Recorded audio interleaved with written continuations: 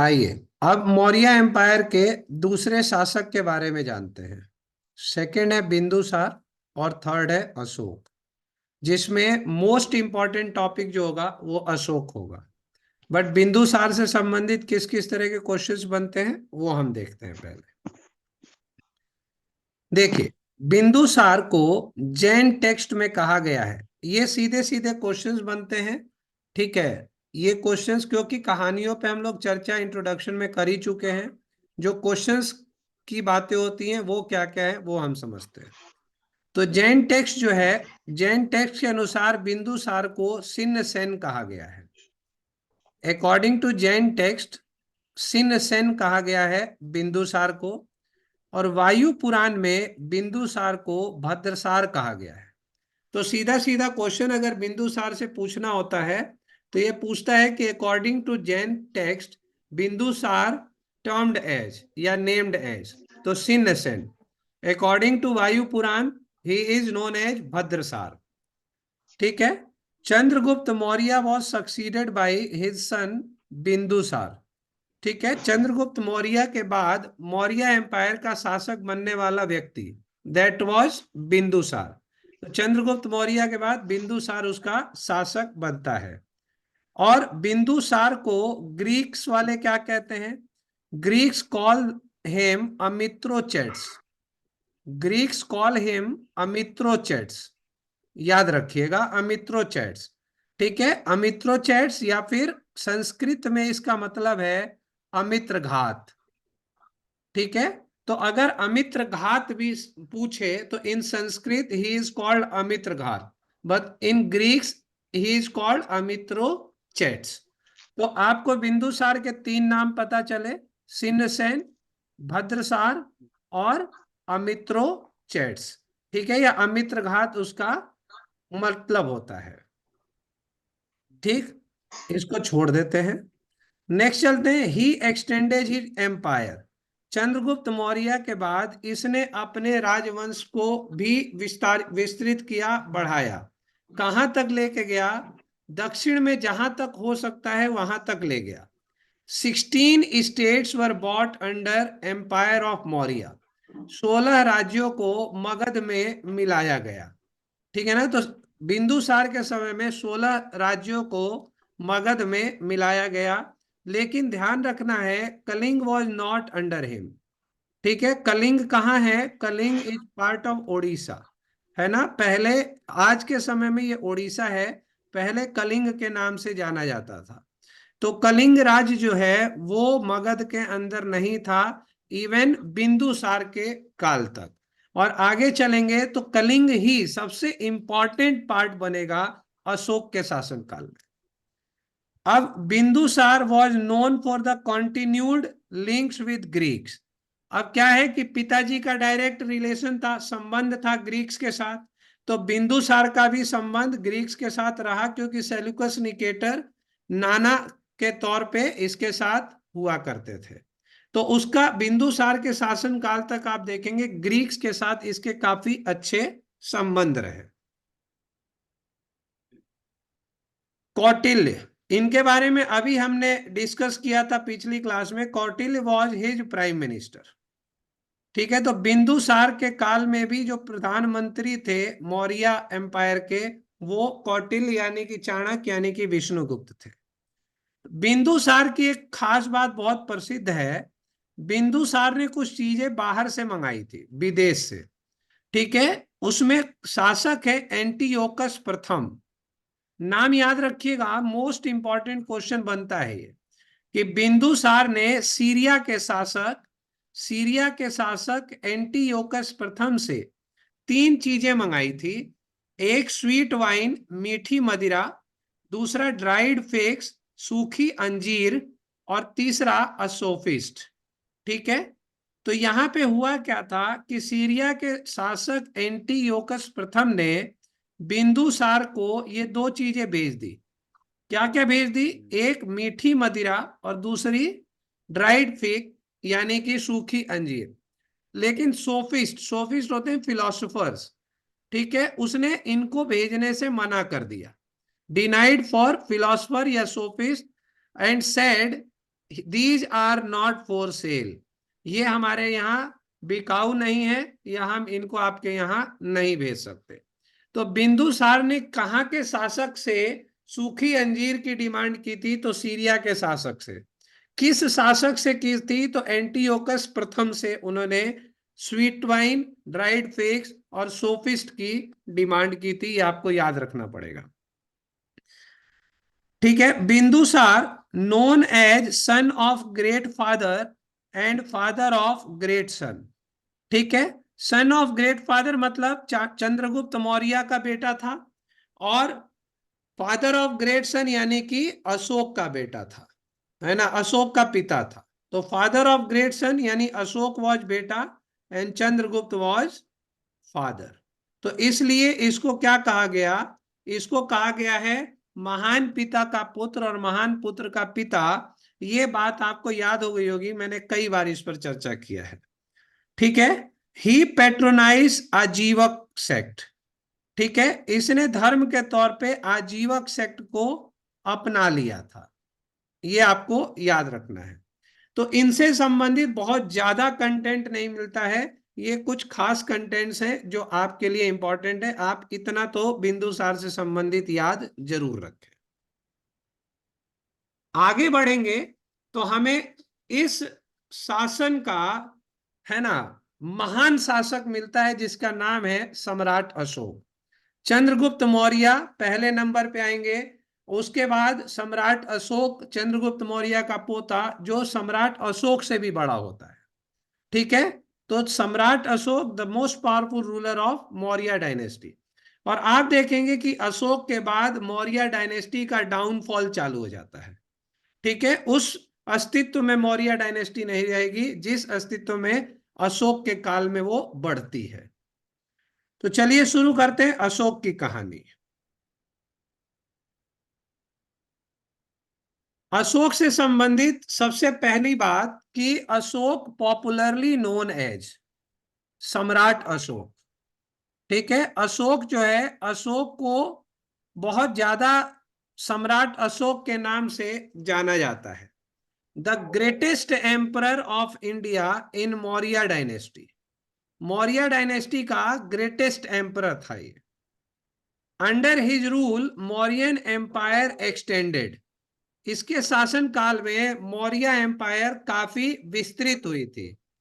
कहां से कहां तक आप देखेंगे तो अफगानिस्तान यानी पश्चिम से लेकर के पूरब में बांग्लादेश तक विस्तृत हुई थी। ये पूरा नॉर्थ ईस्टर्न और वेस्टर्न पार्ट जो है वो अशोक के अधीन था। ठीक है। ये भी कहा जाता है कि दक्षिण में भी गया था। It is said the whole of the Indian subcontinent was under Ashoka's rule. तो जितना भी भारतीय सब कॉन्टिनेंट है वो अशोक के अधीन थे। देखिए, अब जैसे यहां पर प्रेजेंट डे में इंडियन सब कॉन्टिनेंट का जैसे केरला, तमिलनाडु एंड श्रीलंका, ठीक, और असम वॉज नॉट इंक्लूडेड। तो अगर आप दक्षिण में जाएंगे या पूरब में जाते हैं तो पूरब में असम का कहीं जिक्र नहीं मिलता है कि असम अशोक के अधीन था। ठीक है। Assam was the one of the state जो कि फ्री फ्रॉम अशोक था। तो अगर ऐसा कभी क्वेश्चन पूछे तो आपको ध्यान रखना है कि असम जो है वो फ्री फ्रॉम अशोक था। ठीक है, पूरब में। नेक्स्ट चलते हैं, और इधर आएंगे तो आपका केरला, दक्षिण में तमिलनाडु और श्रीलंका, ये भी अशोक के अधीन नहीं रहा। अगली बात समझते हैं अशोक से संबंधित। Ashoka was the son of Bindusara, ये कई बार बता चुके। लेकिन अगर बिंदुसार के बच्चों के बारे में बात करें तो कहा जाता है कि बिंदुसार का सबसे बड़ा बेटा सुसीमा था। सुसीमा था द एल्डेस्ट सन।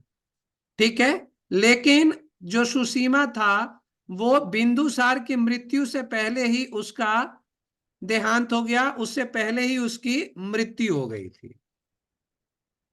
क्लियर। आगे चलिए। अशोक, अब बिंदुसार के बच्चों की बात करें तो बिंदुसार में एक सुसीमा मिलता है जो एल्डेस्ट सन है, और Bindusara and his second wife से इसकी जो दूसरी पत्नी थी शुभदरंगी, ठीक है, शुभदरंगी को इसलिए बताना जरूरी है क्योंकि शुभदरंगी ही अशोक की माता थी। तो Subhadrangi was the mother of Ashoka. और शुभदरंगी का एक और बेटा था जिसका नाम था विगत अशोका, जो अशोक का भाई था। ठीक है, तो बिंदुसार के तीन बेटों का जिक्र मिलता है। एक Susima, the eldest son of Bindusara, फिर अशोक, और एक शुभदरंगी। ठीक है, इनका जिक्र मिलता है। Ashok was popularly known as the grandson of Chandragupta Maurya. ठीक है, ये grandson of Chandragupta Maurya था, the founder of Maurya dynasty. अब आइए, इसका जन्म होता है, अशोक का जन्म हुआ 304 बीसी में। स्थान है पाटलिपुत्र। अशोक का जन्म हुआ 304 बीसी में पाटलिपुत्र में।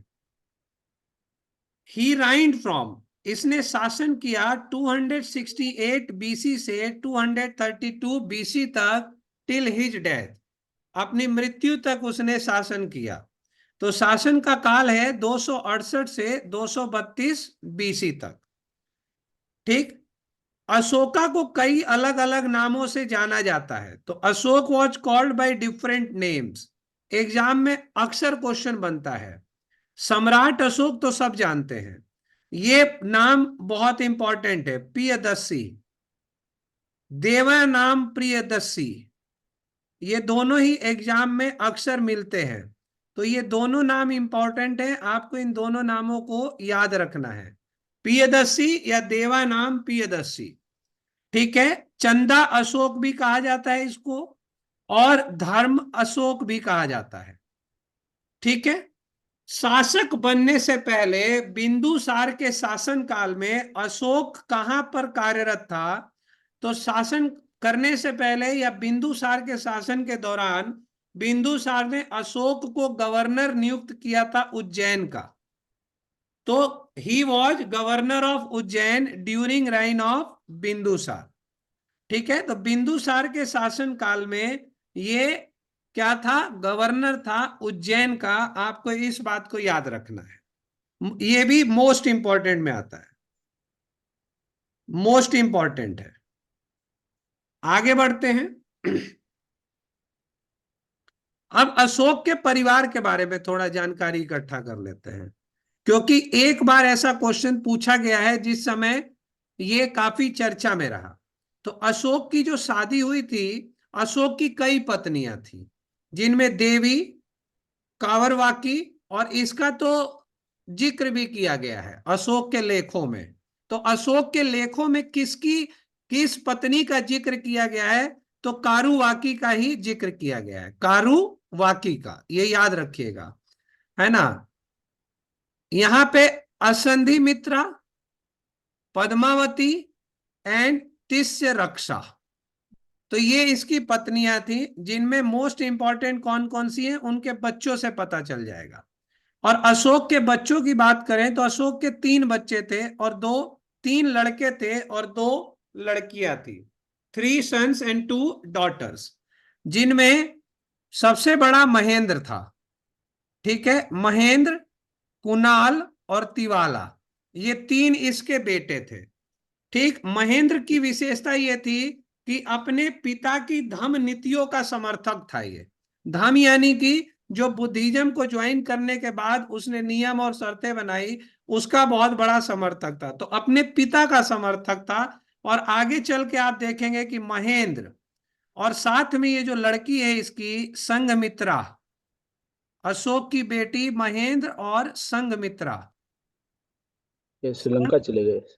संघमित्रा ये श्रीलंका गए, मतलब श्रीलंका ज्यादा डिफाइन किया जाता है, एंड अदर कंट्रीज गए for promotion of Buddhism, for Buddhism promotion.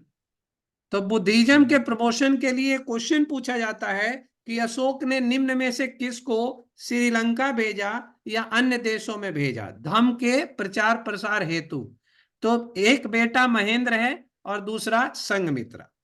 तो महेंद्र, कुणाल और तिवाला, ये 3 बेटे थे, और बेटियों में संघमित्रा और चारुमती थी। संघमित्रा और चारुमती थी। अब कभी आपसे महेंद्र, इतना इंपॉर्टेंट है, तो कभी अगर महेंद्र की मां का नाम पूछ दे आपसे, तो महेंद्र की मां का नाम था देवी। अशोक और देवी का पुत्र था महेंद्र। कुणाल की मां का नाम था पद्मावती, ठीक है। और तिवाला की मां, इसको कहते हैं कि एडॉप्टेड थी, तो कारुवाकी, ठीक है। एडॉप्टेड सन ऑफ कारुवाकी कह सकते हैं इसको, लिखा गया है कई जगह। बट आपको अगर तिवाला की मां के बारे में कभी जानकारी मिलेगी तो वो कारुवाकी के तौर पे ही मिलेगी। संघमित्रा की मां थी देवी, यानी कि Devi was the mother of Mahendra and Sanghamitra.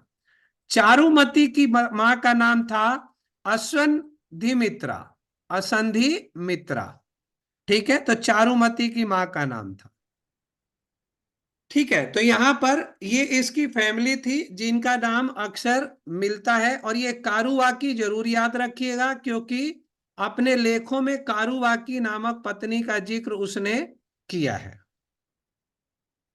आगे बढ़ते हैं जी, अशोक के साम्राज्य की ओर बढ़ेंगे, ठीक है। Under Ashoka Maurya empire reached its climax. तो अशोक के शासनकाल में मौर्य एम्पायर चरम उत्कर्ष पे था। The whole subcontinent extreme south was under his control, ठीक है। Ashoka sent missionaries to kings, अपने मिशनरीज भेजे कहा? चोलाज के पास, पांड्याज के पास, और ग्रीक्स शासक एंटीयोकस सेकंड के पास, जो सीरिया का था, एलेक्जेंडर के एम्पायर के पास, सिलोन यानी श्रीलंका, है ना, सुवर्ण भूमि बर्मा, जिसे कहते हैं स्वर्ण भूमि बर्मा, और part of south east Asia. तो अगर पूछा जाए कि अशोक ने अपने मिशनरीज कहां कहां भेजे, तो चोल, पांड्याज, एंटीयोकस यानी सीरिया, एलेक्जेंडर के एम्पायर जो पश्चिमी भारत में था, ठीक है, शिलोन यानी श्रीलंका, स्वर्ण भूमि यानी कि बर्मा, और parts of south east Asia. इसको आप ध्यान रखिएगा, ये साम्राज्य विस्तार की विशेषताएं हैं। अब Ashoka was sent to Takshashila. यहां पर आप देखिए, बिंदुसार के शासन काल में अशोक जब उज्जैन का गवर्नर था तो उसे तक्षशिला भेजा गया था। तक्षशिला में क्या हुआ था? विद्रोह हुआ था, ठीक है। तो उसको तक्षशिला भेजा गया रिवोल्ट ऑफ तक्षशिला को रोकने के लिए। तो Ashoka was sent to Takshashila, most important question बनता है कि अशोक को कहां का विद्रोह रोकने के लिए भेजा गया। तो अशोक को बिंदुसार ने कहां का विद्रोह रोकने के लिए भेजा? तो रिवोल्ट ऑफ तक्षशिला को रोकने के लिए भेजा। तक्षशिला के रिवोल्ट को रोकने के लिए किसको भेजा गया? ठीक है, तो अशोक को भेजा गया। तो इसमें और एक बात है, ये रिवॉल्ट 2 बार हुआ था। तो Ashoka was sent to Takshashila by Bindusara to stop the revolt of Takshashila, और दूसरी बार भेजा सुसीम, है ना, जो उसका बड़ा बेटा था, टू स्टॉप सेकेंड रिवॉल्ट। तो पहली बार अशोक को भेजा गया पहले रिवॉल्ट को रोकने के लिए, और दूसरी बार सुसीम को भेजा गया दूसरी बार रिवॉल्ट को रोकने के लिए। तो दोनों ही नाम बहुत इंपॉर्टेंट है, और तक्षशिला का रिवॉल्ट अक्सर क्वेश्चंस में दिखता है, ठीक है। और तक्षशिला मतलब रिवॉल्ट वाले को रोकने से पहले आप देखेंगे तो बिंदुसार ने गवर्नर नियुक्त किया था उज्जैन का अशोक को। और इस बात का जिक्र कहाँ मिलता है? सेकेंड रिवॉल्ट तक्षशिला या फर्स्ट रिवॉल्ट तक्षशिला जो हुआ, वो ये मिलता है दिव्यवर्धन में। एक पुस्तक है दिव्यवर्धन, तो अकॉर्डिंग टू दिव्यवर्धन इस बात का जिक्र मिलता है। अशोक की पावर कैसे राइज की? तो rise of Ashoka's power by defeating his brothers after the death of Bindusara, ठीक है।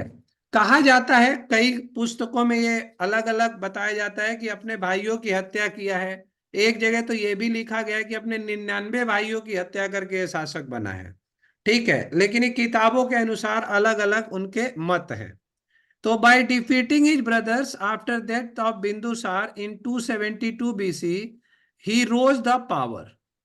ठीक है, उसका पावर बढ़ता है। ठीक है, और यहां पर ये भी आपसे क्वेश्चन पर पूछ देता है कि कितने वर्ष ये चला, है ना। ग्रह कलेश जो था वो 4 वर्षों के बाद, इसे लिखा जाता है 4 वर्ष के फैमिली डिस्प्यूट्स के बाद, फैमिली डिस्प्यूट्स के बाद वो शासक बन पाया। ठीक है, तो 4 वर्षों के फैमिली डिस्प्यूट्स के बाद वो शासक बना। He extended his empire by conquering nearby areas, जो आसपास के क्षेत्र थे उनको उसने बढ़ाया। ठीक है, extended his empire by conquering nearby area, तो आसपास के जितने भी छोटे मोटे क्षेत्र थे या शासक थे उनको हटा करके उसने अपने एम्पायर, अपने साम्राज्य का विस्तार शुरू किया था। The most important battle of his life, उसके जीवन का सबसे इंपॉर्टेंट युद्ध कौन सा था, जो कि बैटल ऑफ कलिंगा था। अगर अशोक के बैटल्स के बारे में बात करेंगे ना, तो बैटल्स वही गिने जाते हैं जो सबसे बड़े हुए हो, और उसके जीवन का एक ही बैटल सबसे बड़ा था जो कि कलिंग का युद्ध था। और कलिंग के बारे में आपको बताया कि अगर आपसे कभी पूछ दे कलिंग वर्तमान में किस राज्य या किस क्षेत्र को कहा जाता है, तो ओडिशा को पहले कलिंग के नाम से जाना जाता था। और कलिंग का युद्ध हुआ कब, 261 बीसी में, 261 बीसी में। मोस्ट मोस्ट इंपॉर्टेंट क्वेश्चन है, इसको याद रखिएगा। ठीक है, इसमें किस किस के साथ हुआ है ये नहीं पूछता है, क्योंकि इस बात की पुष्टि क्लियरली नहीं है। ठीक है, बट फिर भी मैं आपको एक नाम बता के जाऊंगा यहाँ पे कि किस कलिंग का शासक कौन था। तो the most important battle of his life was Kalinga, that was held in 261 BC, and Kalinga is presently known as Odisha. Next देखते हैं। अब कलिंग के युद्ध के बाद क्या हुआ, अशोक में एक बदलाव आया। जब कलिंग का युद्ध हुआ तो भयानक नरसंहार हुआ था। उस नरसंहार को देख करके अशोक के अंदर मानवता सी जाग गई। ठीक है, और उसने क्या किया, आफ्टर कलिंग वार अशोका ज्वाइंड बुद्धिज्म। ठीक है, तो कलिंग युद्ध के बाद आप देखेंगे कि अशोक ने क्या किया था, कलिंग युद्ध के बाद बुद्धिज्म ज्वाइन कर लिया। अब यहां पे देखो, कलिंग वार की बात मैं कर रहा था कि किसके साथ हुआ होगा ऐसा इमेजिनेशन, कलिंग का राजा विद किंग नंदराज। माना जाता है कि कलिंग का शासक नंदराज हुआ करता है, और इस बात की पुष्टि होती है हाथी गुफा के लेखों से। ठीक है, तो कलिंग का शासक नंदराज हुआ करता था, इस बात से संबंधित लेख है हाथी गुफा इंस्क्रिप्शन में। ठीक है, अब कलिंग वार का जिक्र जो आता है ना, ये बहुत इंपॉर्टेंट है, 13वां रॉक एडिक्ट है अशोका का, इस पर हम अभी डिस्कस करेंगे, रॉक एडिक्ट्स और पिलर एडिक्ट्स। ठीक है, तो कलिंग वार का जिक्र कहां किया गया है, तो अशोक के 13वें शिलालेख में, 13वें मेजर शिलालेख में कलिंग युद्ध के बारे में जिक्र किया गया है।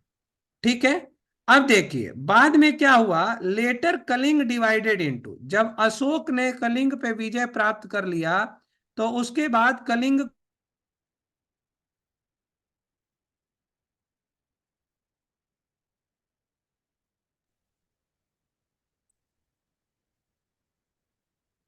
ठीक है, नॉर्थ कलिंग कहा जाता है और दूसरा साउथ कलिंग। ठीक है, अब नॉर्थ कलिंग की अगर कैपिटल पूछे तो नॉर्थ कलिंग की कैपिटल है तोसली, और साउथ कलिंग की कैपिटल है जौगढ़। साउथ कलिंग की राजधानी बनती है जौगढ़। अब देखिए इसी से संबंधित अकॉर्डिंग टू प्लिनी, प्लिनी के अनुसार Ashoka attacked over Kalinga in vision of centre of trade. ठीक है, तो कलिंग पर युद्ध करने का मुख्य कारण क्या था, तो प्लिनी लिखता है कि अशोक के दिमाग में यह था कि ओडिशा जो है, कलिंग जो है, ये ट्रेड का मुख्य केंद्र है। ठीक है, क्योंकि समुद्र से सटा हुआ है तो ट्रेड का एक केंद्र बन सकता है या फिर है, इस वजह से उसने वहां पर अटैक किया। लेकिन वहीं पर अर्थशास्त्र का कहना कुछ और है। अर्थशास्त्र क्या कहता है? According to Arthashastra, Kalinga was famous for elephants. Kalinga जो था हाथियों के लिए प्रसिद्ध था, और हाथियों को प्राप्त करने के लिए अशोक ने कलिंग पर आक्रमण किया था। तो बात समझ में आई कि कलिंग पर युद्ध करने के दो मुख्य कारण मिलते हैं। अर्थशास्त्र कहता है कि हाथियों की वजह से उसने कलिंग पर आक्रमण किया, और प्लिनी लिखते हैं कि अशोक ने सेंटर ऑफ ट्रेड समझ के कलिंग पर आक्रमण किया। आगे बढ़ते हैं। नेक्स्ट, हाँ, आफ्टर कलिंग वॉर, ठीक है, आफ्टर कलिंग वॉर, हमने आपको बताया कि कलिंग युद्ध के बाद अशोक ने बुद्धिज्म को ज्वाइन किया। और यहां पर इंपॉर्टेंट क्वेश्चंस बनते हैं कि Ashoka converted to Buddhism in 263 BC after Kalinga war, ठीक है। अब यहां पर आप समझिए कि बाद में later under the guidance of Moggali Puttatissa, Moggali Puttatissa, तो ये इंपॉर्टेंट नाम आता है कि अशोक को बुद्धिज्म ज्वाइन करवाने में किस बुद्धिस्ट मॉन्क का हाथ था, किस बुद्धिस्ट मॉन्क का नाम आता है? तो दैट इज मोगली पुत्र तीसा। तो मोगली पुत्र तीसा ने अशोक को कलिंग युद्ध के पश्चात 263 बीसी में क्या कराया?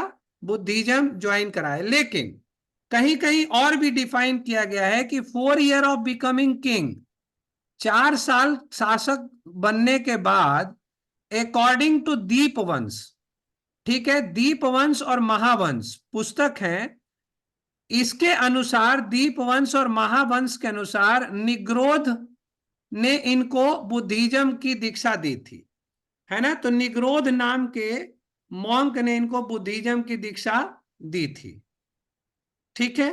तो ये ध्यान रखिएगा कि शासक बनने के 4 साल बाद बुद्धिज्म से संबंधित इनको इंट्रोड्यूस कर दिया गया था निग्रोध के द्वारा।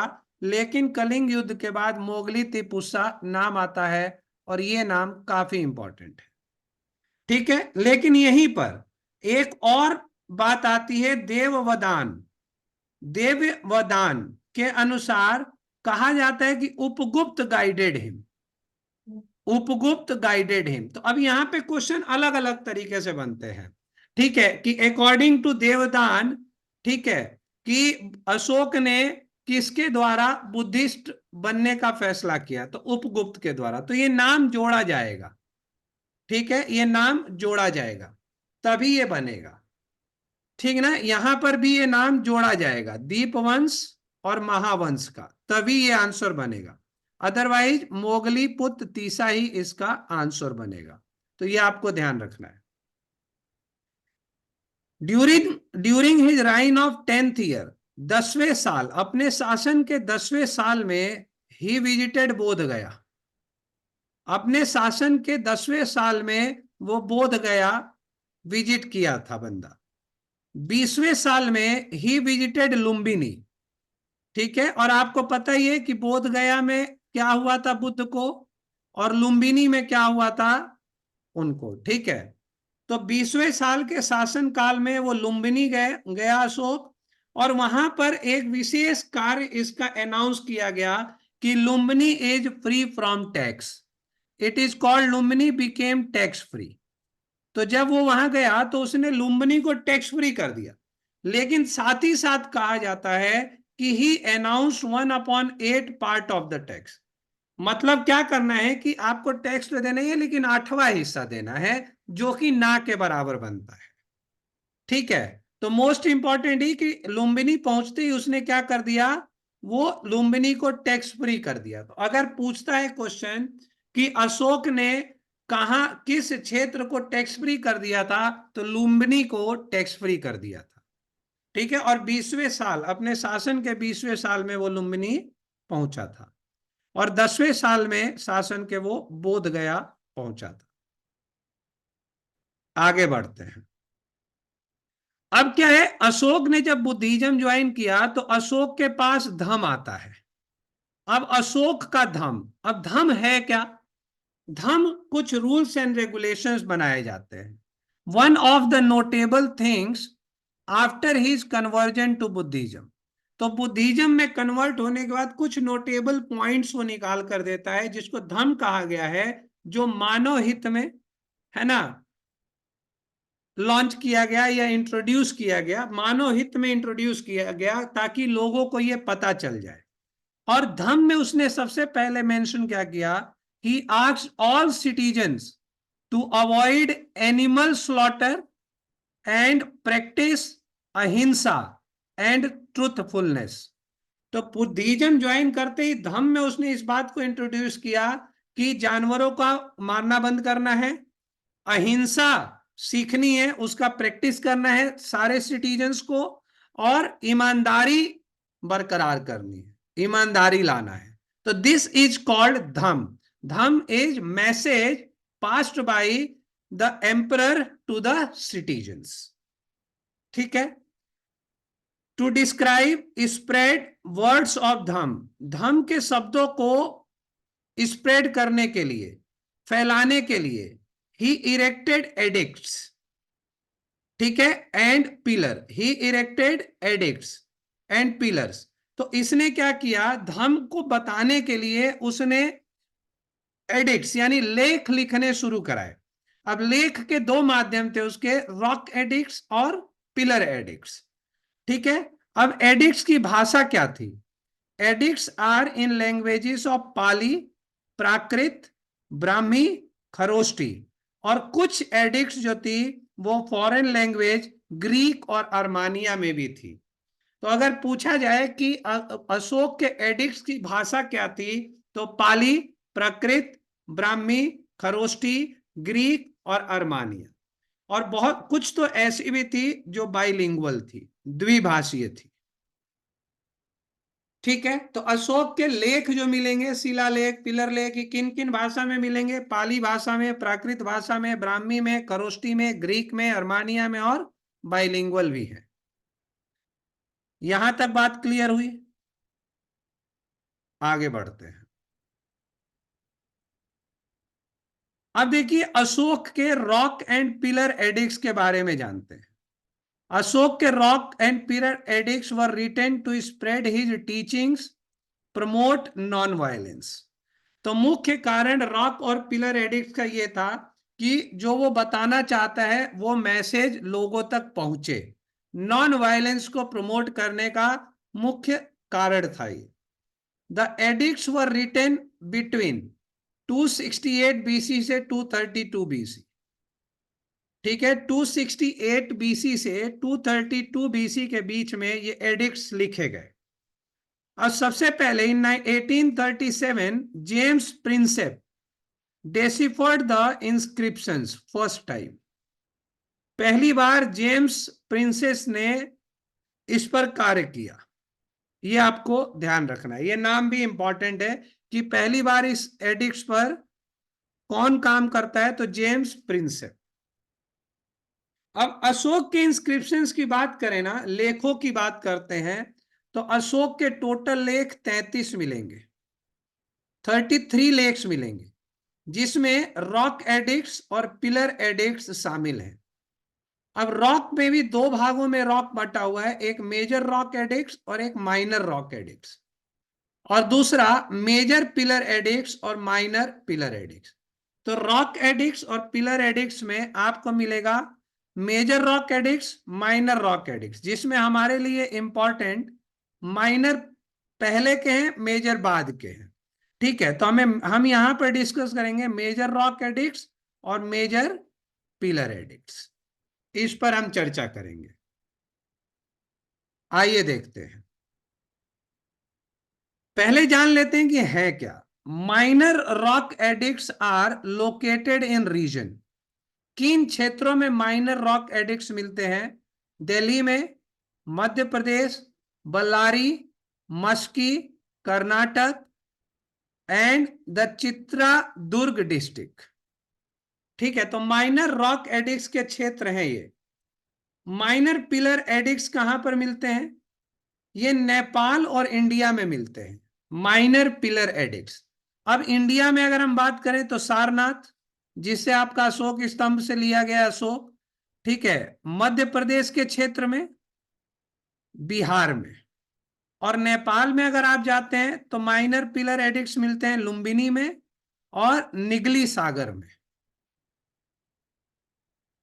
और 14 मेजर रॉक एडिक्ट्स हैं।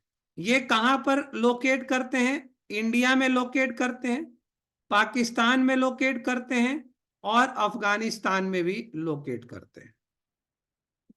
ठीक है, 14 मेजर रॉक एडिक्ट्स। यहां तक क्लियर है सब?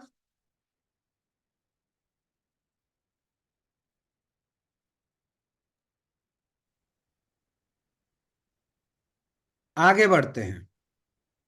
मेजर पिलर एडिक्ट्स की अगर बात करते हैं तो ये कहां पर लोकेट करते हैं? इंडिया में बेतिया, उत्तर प्रदेश, दिल्ली और रामपुरवा। और मेजर पिलर एडिक्ट्स भी आपके इंडिया और नेपाल दोनों जगह मिलते हैं। माइनर रॉक एडिक्ट्स की अगर बात करें तो minor rock addicts named Ashoka. तो माइनर रॉक एडिक्ट्स के अनुसार अशोका का नाम पड़ता है देवनाम प्रिय। तो माइनर रॉक एडिक्ट्स में अशोक को बार बार देवनाम प्रिय दिया गया है। और इसका मतलब होता है, क्वेश्चन अगर पूछ दे तो beloved of the gods, beloved of the gods. Major rock edicts address morality, ठीक है, एंड पॉलिटिक्स। तो जो भी मेजर रॉक एडिक्ट्स हैं वो मोरालिटी और पॉलिटिक्स को डिफाइन करते हैं। And most are written in Brahmi script. तो मेजर रॉक एडिक्ट्स की अगर स्क्रिप्ट पूछी जाए तो वो ब्राह्मी है, ब्राह्मी स्क्रिप्ट में उसको लिखा गया है। अब रॉक एडिक्ट्स की बात करते हैं तो 14 मेजर रॉक एडिक्ट्स हैं, 2 माइनर रॉक एडिक्ट्स हैं, 7 मेजर पिलर एडिक्ट्स मिलेंगे, है ना। माइनर पिलर एडिक्ट्स की संख्या डिफाइन नहीं की गई। Inscriptions on the barber hills मिलेगा आपको, ठीक है। और ये क्या है, कमेमोरेशन इंस्क्रिप्शन है ये, ठीक है। कहने का मतलब है कि कुछ और भी इंस्क्रिप्शंस मिलते हैं इसके, जो कि कॉइन्स पर भी लिखा गया है और स्टैम्प्स पर भी इसके इंस्क्रिप्शंस मिलते हैं। यहां तक क्लियर है? अब हमें डिस्कस करना है रॉक एडिक्ट्स और पिलर एडिक्ट्स, उसको अब हम डिस्कस करेंगे।